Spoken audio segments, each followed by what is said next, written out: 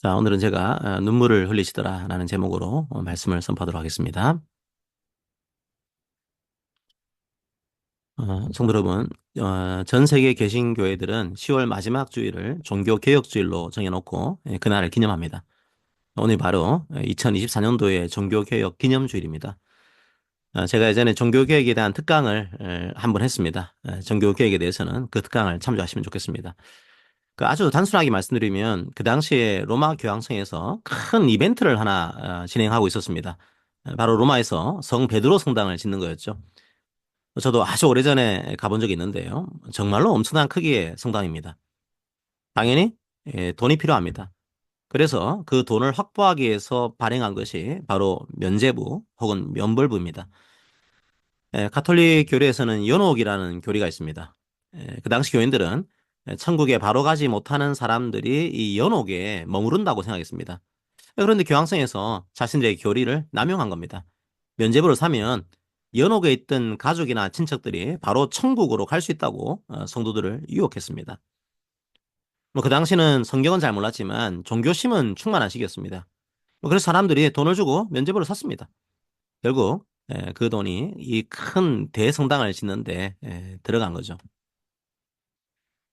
자, 그 모습을 보고 마틴 루터가 95개조의 반박문을 비텐베르크 성당에 붙인 겁니다. 천국은 그렇게 가는 게 아니라고 한 겁니다. 오직 은혜로, 오직 예수를 믿음으로 구원을 얻는다. 그걸 외친 거죠. 그리고 바로 그 선포가 성경에 나와 있다. 외친 거죠. 교회의 전통이 아니라 오직 성경 말씀을 통해서 그 진리를 알 수 있다. 주장한 겁니다. 그래서 종교 개혁의 의미를 보통 5개의 표로 정리합니다. 바로 오직 성경, 오직 믿음, 오직 은혜, 오직 그리스도, 오직 하나님께 영광입니다. 결국 종교개혁 주일에 우리가 다시 기억해야 할 것은 무엇입니까? 바로 이 5가지의 표입니다. 거창한 뭔가가 아닙니다. 종교개혁 당시에는 미신이 횡행했습니다. 하지만 종교개혁자들이 외친 거죠. 성자들의 유고를 만질 필요가 없다. 거룩한 계단을 무릎으로 올라갈 필요가 없다. 면죄부를 살 필요가 없다. 소리친 겁니다. 오직 은혜면 된다. 오직 믿음이면 된다.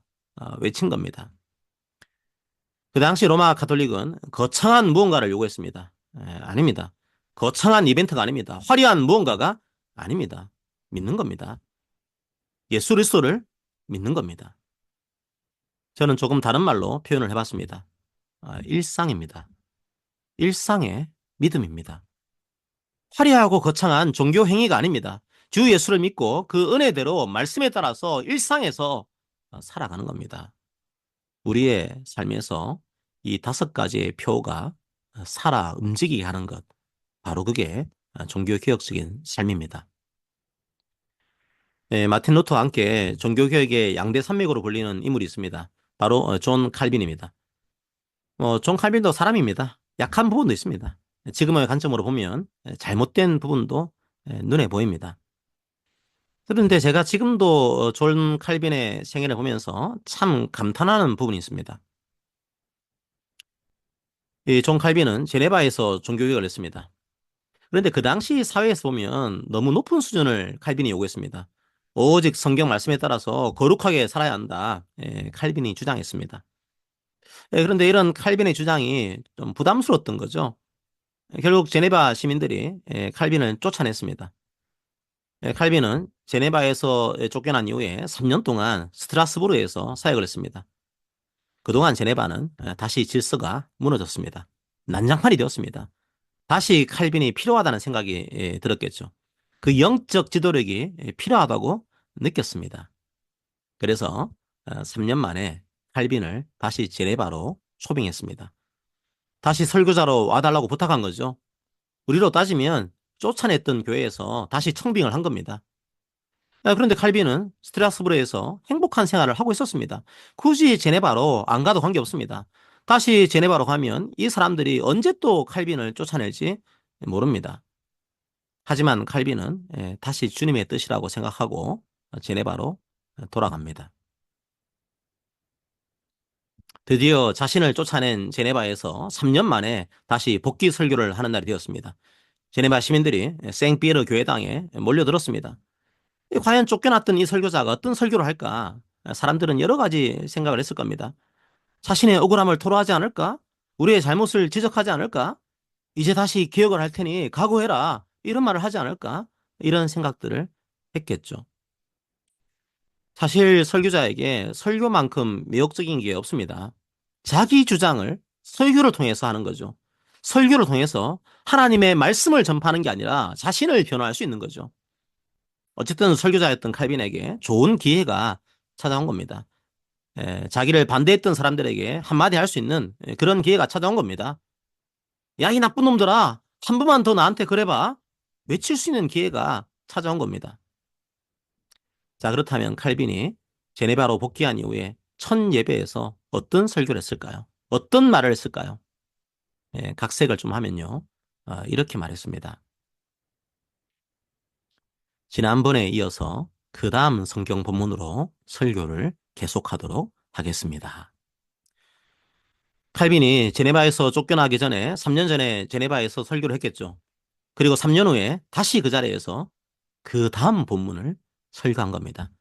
그냥 아무 일도 없었던 것처럼 마치 어제 그 설교를 했던 것처럼 그 다음 본문으로 성경 강의를 했던 겁니다. 그냥 일상처럼 말씀을 강의했던 겁니다. 지난 일에 대해서는 한마디도 나쁜 말을 하지 않았습니다. 자기를 쫓아냈던 시민들에 대해서도 아무 말도 하지 않았습니다. 그냥 지난번 말씀을 하다가 중단했으니까 다시 그 말씀 이후에 나와 있는 성경 말씀으로 설교를 하겠습니다. 네, 그렇게 말한 거죠. 칼빈은 오직 성경, 솔라 스크립투라 이 표어를 자신의 설교를 통해서 입증한 겁니다. 그냥 덤덤하게 그 다음 본문으로 설교한 겁니다. 그리고 그 말씀에 따라서 제네바를 정비했습니다. 사람들을 살리는 것은 칼빈의 말이 아닙니다. 바로 하나님의 말씀입니다. 칼빈이 그 사실을 믿고 있었던 거죠. 그냥 하루하루의 말씀을 믿고 그 말씀대로 일상의 삶을 살아가는 것, 바로 그게 개혁입니다. 성도 여러분, 개혁을 너무 거창한 것으로 생각하지 말기를 바랍니다. 마틴 루터도 그랬고 존 칼빈도 그랬습니다. 일상에서 말씀대로 살아간 겁니다. 말씀대로 일상을 살다 보니까 말씀대로 살지 못하는 것들이 보인 겁니다. 그래서 일상의 삶을 바꾸자 소리친 겁니다. 저는 우리들이 이런 일상성을 회복하기를 바랍니다. 저는 바로 이런 정신이 종교개혁의 정신이라고 생각합니다. 엄청난 이벤트를 하는 게 아닙니다. 물론 큰 이벤트가 필요할 때도 있습니다. 하지만 그건 잠깐의 불꽃놀이 같은 겁니다. 화려하게 잠깐 반짝였다가 사라지는 거죠. 연인한테 이 차 트렁크에 꽃을 넣고 짜잔 하면서 프로포즈를 하는 것도 특별한 이벤트입니다. 필요할 때가 있습니다. 하지만 매일 할 수는 없습니다. 그 다음에는 그냥 매일매일 같이 밥을 먹고 가끔씩 손을 잡고 산책도 하고 이런저런 하루하루 살았던 얘기를 하면서 사는 겁니다. 바로 이 일상을 회복하는 게 진정한 개혁입니다. 말씀도 마찬가지입니다. 우리의 일상이 되어야 합니다. 말씀은 매일매일 먹어야 하는 양식입니다. 지난번에 이어서 그 다음 말씀을 먹는 겁니다. 그 일상의 힘이 바로 종교개혁입니다. 저는 우리 교회가 바로 일상에서 그 힘을 회복하기를 기도합니다. 그런데 왜 칼빈이 굳이 제네바로 돌아왔을까 궁금하지 않습니까? 스트라스부르에서 그냥 행복하게 살 수도 있지 않았을까? 그런 생각을 해봤습니다. 사실 제네바로 돌아가면 다시 엄청난 고생을 해야 합니다. 반대파하고 다시 싸워야 합니다. 힘들 겁니다. 버거울 겁니다. 자, 그런데 왜 다시 제네바로 가는 거지? 궁금했습니다. 칼빈의 심정이 적혀 있는 편지가 하나 남아 있습니다. 이 칼빈은 제네바로 돌아가면서 기욤 파렐이라고 하는 동료 목사에게 편지를 썼습니다. 그 편지에 칼빈의 마음이 나와 있습니다. 그 편지에 이런 표현이 나옵니다. 희생 제물처럼 나는 나의 심장을 하나님께 드립니다. 칼빈은 사실 순교의 마음으로 다시 제네바에 간 겁니다. 다시 가면 거기서 죽을 수도 있다는 생각으로 제네바로 간 겁니다. 칼빈은 굉장히 열정적인 사람이었습니다. 소명의식으로 가득 찬 사람이었습니다. 성령의 소리에 귀를 기울이는 사람이었습니다. 그리고 애통하는 사람이었습니다. 우리는 칼빈을 굉장히 냉정하고 이성적인 사람으로만 알고 있습니다. 하지만 칼빈을 연구한 학자들은 칼빈을 성령의 신학자라고 말합니다. 자기의 능력과 의지로 구원을 얻는 것이 아니라 성령의 역사로 구원에 이른다는 사실을 믿었습니다.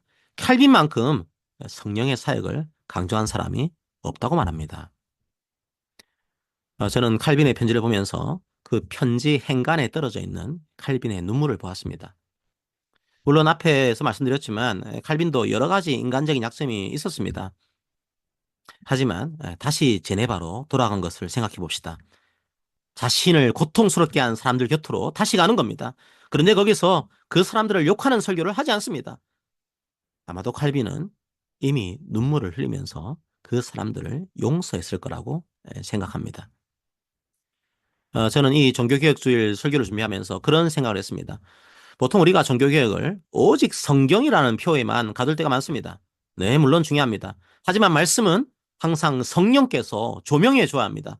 성령께서 말씀을 깨닫게 해주지 않으면 우리는 말씀을 이해할 수 없습니다.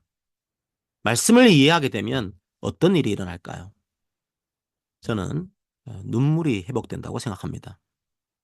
자신의 죄를 직면하고 아파하게 됩니다. 동시에 다른 사람의 죄에 대해서도 슬퍼하게 됩니다. 그리고 그 죄의 권세에 눌려있는 사람들의 고통을 보게 됩니다. 그리고 그 모든 죄를 용서하기 위해서 죽으신 주님의 십자가를 떠올리게 됩니다. 타인을 죄인이라고 손가락질하는 바리새인의 모습이 아닙니다. 애통하는 겁니다. 슬퍼하는 겁니다. 아마 칼빈도 그런 마음 아니었을까요? 제네바를 보면서 애통하지 않았을까요? 그래서 다시 그 도시로 돌아가지 않았을까요? 조금은 생뚱맞은 설교일 수도 있습니다. 성도 여러분, 우리 다시 눈물을 회복합시다.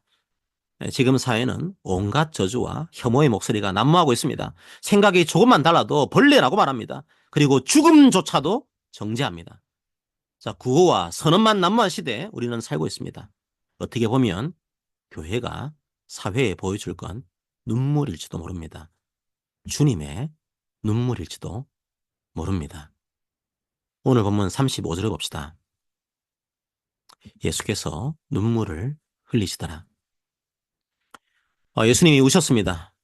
성경에서 예수님이 우셨다는 표현이 3번 정도 나옵니다. 우선 예루살렘 성을 보시면서 우셨습니다. 예수님께서 평화의 성인 예루살렘에 평화를 주기 위해서 오셨습니다. 그런데 유대인들은 그 평화를 거부했습니다. 그래서 안타까워하시면서 우셨습니다. 그리고 겟세마네 동산에서도 우셨습니다. 십자가에 달리시기 전에 기도했던 것이죠. 십자가의 죽음을 바라보면서 울면서 기도하셨습니다.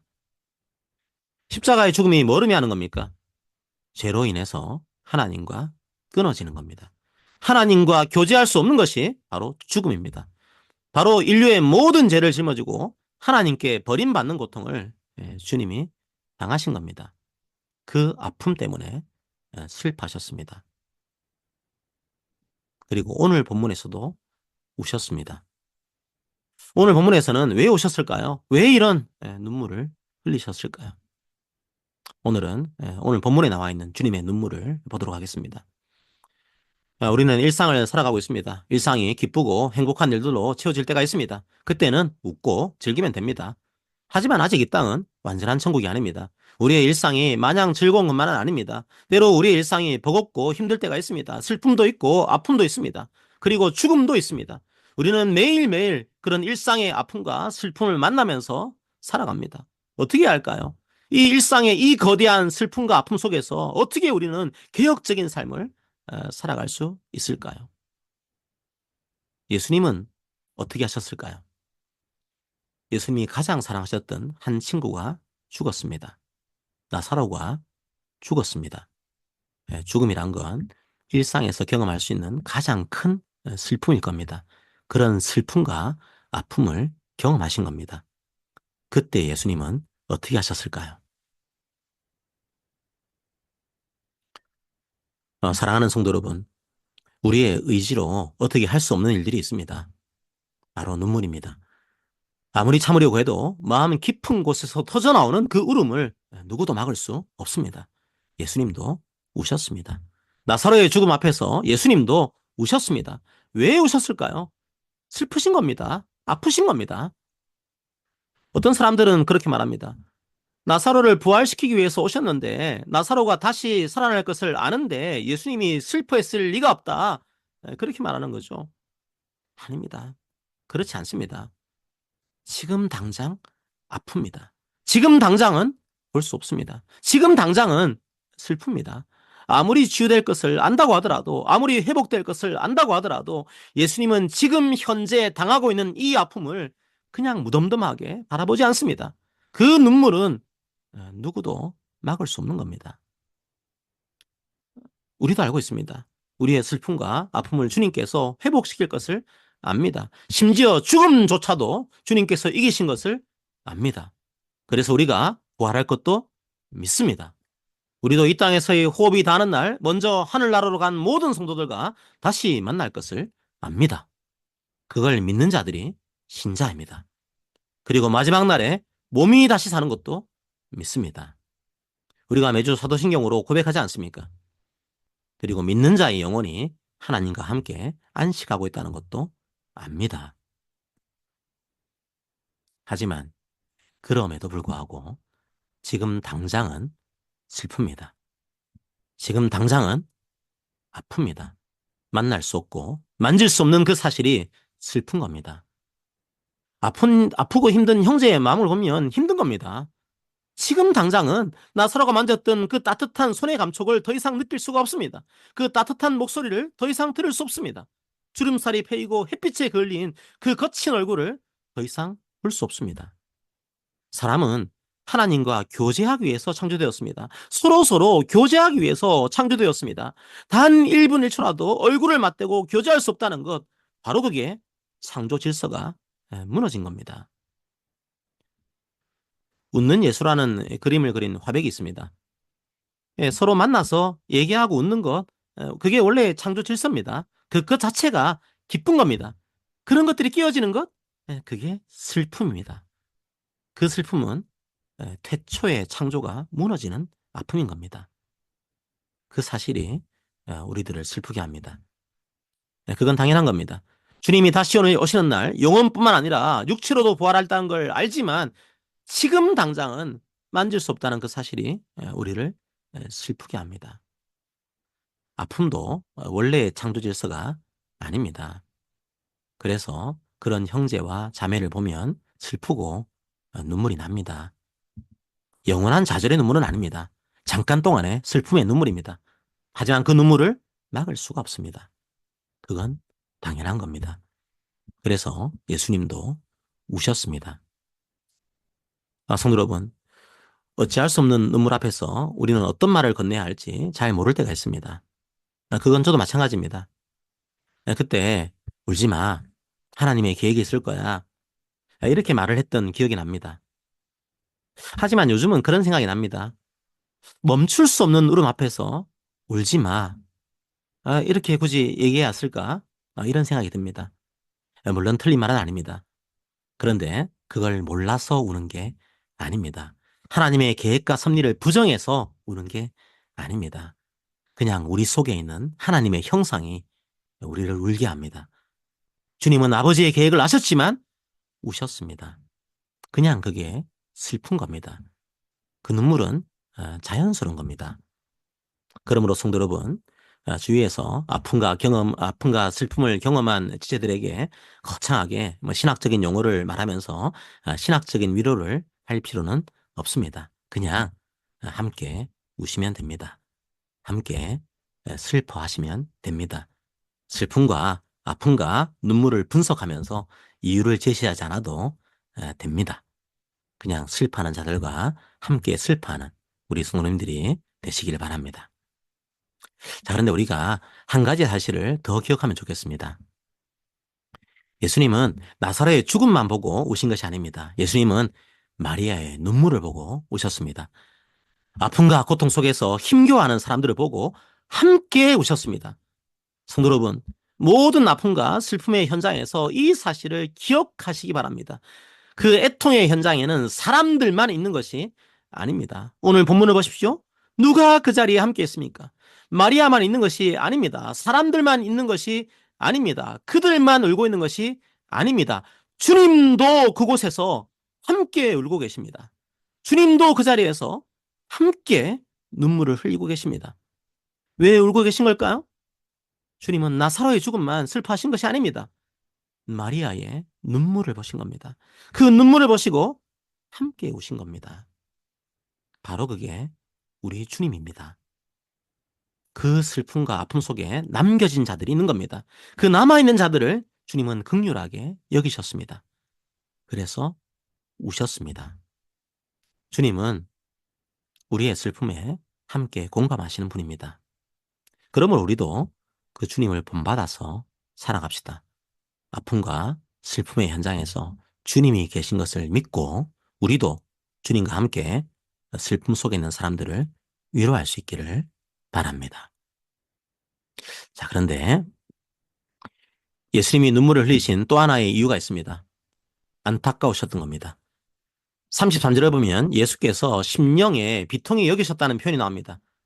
헬라어로는 화가 날 정도로 답답하다는 의미도 내포하고 있습니다. 동시에 또 불쌍히 여기셨습니다. 헬라어로는 예수님의 괴로움을 표현하고 있습니다. 무슨 말일까요? 예수님은 답답하고 괴로워서 또 오신 겁니다. 왜죠? 예수님은 죽음을 이기시고 영원한 생명을 주시기 위해서 이 땅에 오셨습니다. 그리고 십자가를 지시고 부활하셨습니다. 죽음을 이기신 겁니다. 물론 이 땅에서의 고통은 슬픈 일입니다. 그래서 주님도 우셨습니다. 하지만 그것은 끝이 아닙니다. 다시 부활이 있습니다.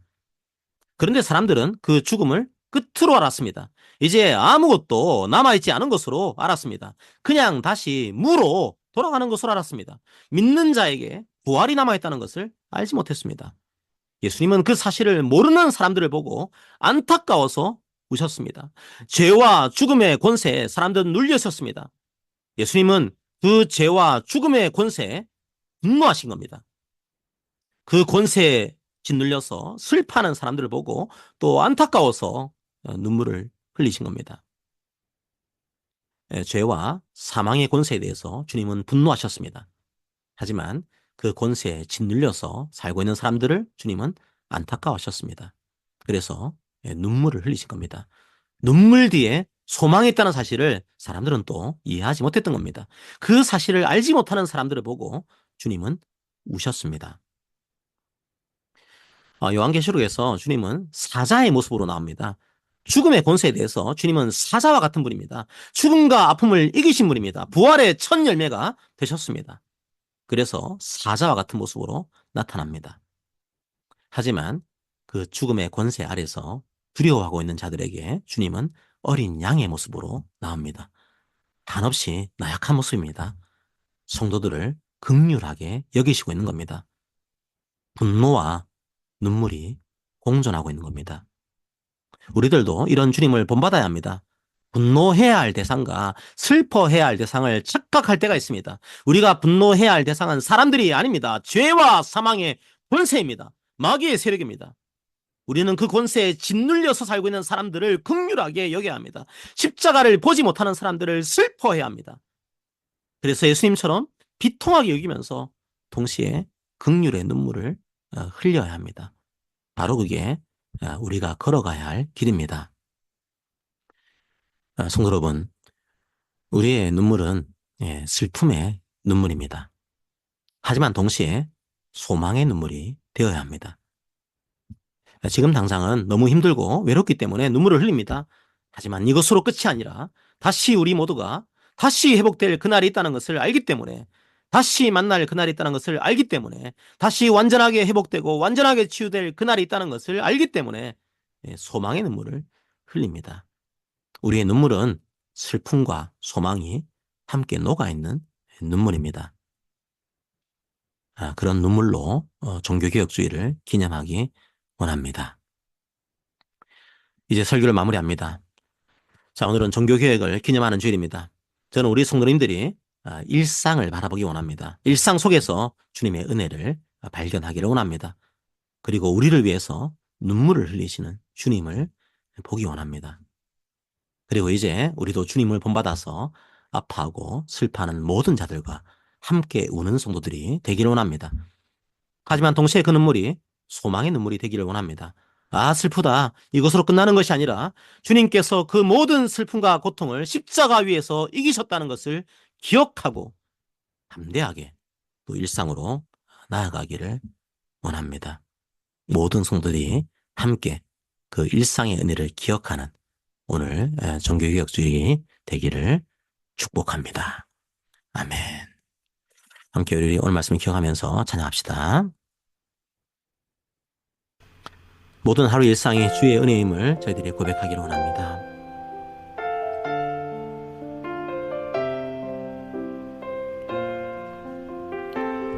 다시 한번 주의 은혜임을 기억하며 이 찬양하기를 원합니다. 주 나의 모습 보네 상한 나의 맘 보시네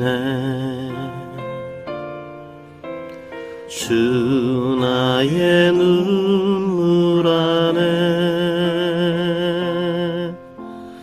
홀로 울던 맘 아시네 주 나의 모습 보네 주 나의 모습 보네 상한 나의 맘 보시네 주 나의 눈물 안에 홀로 울던 맘 아시네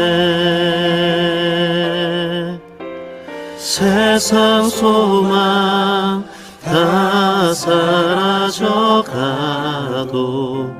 주의 사랑은 끝이 없으니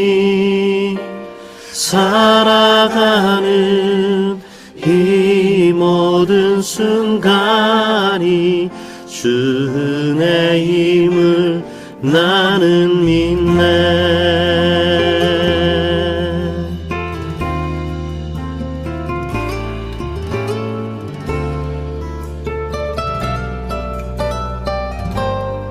주 사랑 내게 있네 주 사랑 내게 있네 그 사랑이 날 채우네 주 은혜 내게 있네 그 은혜로 날 세우네 세상 소망 다 사라져가도 주의 사랑은 끝이 없으니 살아가는 이 모든 순간이 주 은혜임을 나는 믿네 세상 소망 다 사라져가도 세상 소망 다 사라져가도 주의 사랑은 끝이 없으니 살아가는 이 모든 순간이 주 은혜임을 나는 믿네 주 은혜임을 나는 믿네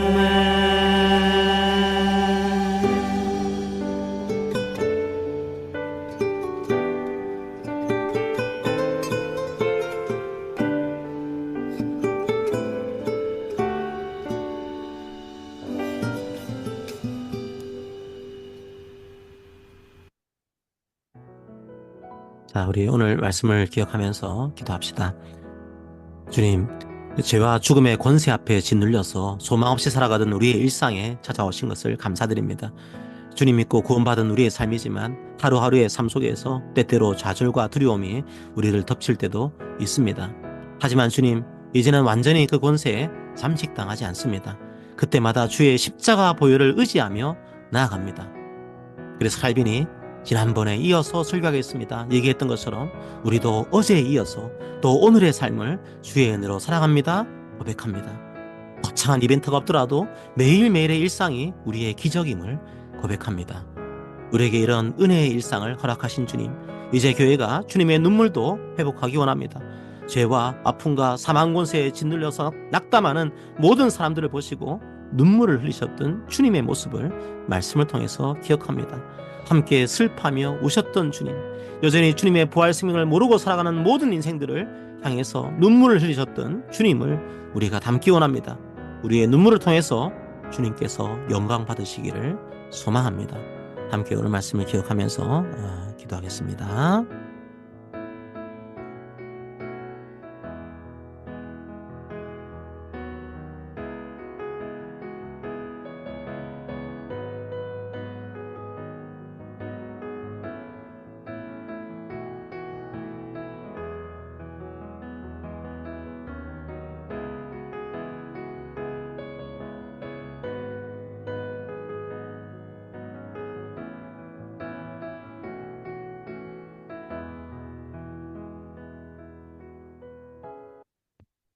사랑의 하나님 아버지 감사합니다. 오늘 종교개혁 주일입니다.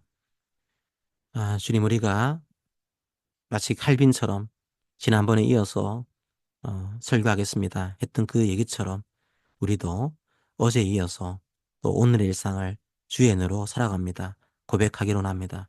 그것이 우리의 종교개혁입니다. 주님, 매일매일의 삶이 때때로 우리를 낙담시키고 어렵게 할 때가 있습니다. 하나님, 그때마다 우리를 향해 슬퍼하셨던 주의 눈물을 기억하기를 원합니다. 그리고 십자가와 부활을 바라지 못하고 낙담하는 사람들을 향해서 슬퍼하셨던 주의 눈물을 저희들이 기억하기를 원합니다. 주님, 우리가 이 땅을 살아가면서 때때로 힘들고 어려운 일들이 많이 있지만 날 위해 죽으신 주님, 날 위해 부활하신 주님을 기억하면서 우리의 소망을 회복하기를 원합니다. 다시 우리의 눈물을, 그 소망의 눈물을 회복하기를 원합니다. 그래서 이제 우리가 다른 사람들의 눈물에도 공감하며 슬퍼하는 자들과 함께 울 줄 아는 우리 교회가 될 수 있도록 아버지 인도하여 주시옵소서. 주님의 은혜를 날마다 기억하는 우리 교회가 되게 하여 주옵소서. 감사드립니다. 예수님 이름으로 기도합니다. 아멘. 자, 함께 서로 권면하도록 하겠습니다. 사랑하는 성도 여러분, 오늘은 종교개혁을 기념하는 주일입니다. 오직 그리스도로, 오직 은혜로, 오직 믿음으로 우리가 주님 앞에 나아가는 것을 고백하는 주일입니다. 오직 말씀을 통해 오직 하나님께 영광을 돌리기로 다짐하는 주일입니다. 사람의 논리와 군중의 숫자로 세상에 나아가지 맙시다. 오직 주의 은혜와 주의 눈물로 나아갑시다. 우리 일상의 눈물로 주님께 영광을 돌리기를 권면합니다. 아멘. 자, 오늘 말씀은 한 구절입니다. 요한복음 11장 35절입니다. 예수께서 눈물을 흘리시더라. 우리도 이 눈물을, 예수의 눈물을 회복하기를 원합니다.